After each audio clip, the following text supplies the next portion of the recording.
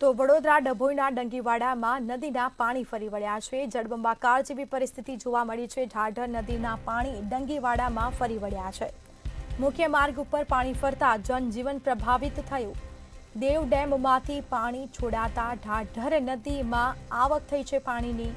મગનપુરા વિસ્તારોમાં પાણી ફરી વળતા લોકો હેરાન પરેશાન થયા છે। ડભોઈને જોડતો મુખ્ય માર્ગ છે તે પાણીમાં ગરકાવ થયો છે। લોકોને અવરજવરમાં મુશ્કેલી પડી રહી છે।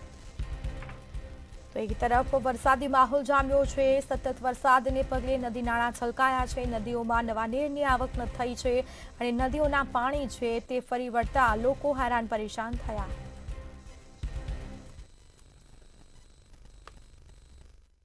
ગામે જ્યાં ઉપરવાસમાં ભારે વરસાદને લઈ મુખ્ય માર્ગો પાણીમાં ગરકાવ બન્યા છે।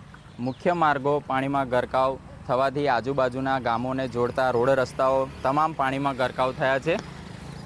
મગનપુરા હોય, નારણપુરા હોય, બંબોજ હોય, વીરપુરા હોય જેવા અનેક ગામો હાલ રસ્તાથી સંપર્ક વિહોણા બન્યા છે। મંતવ્ય ન્યૂઝ, ધર્મેન્દ્ર રોહિત, ડભોઈ, વડોદરા।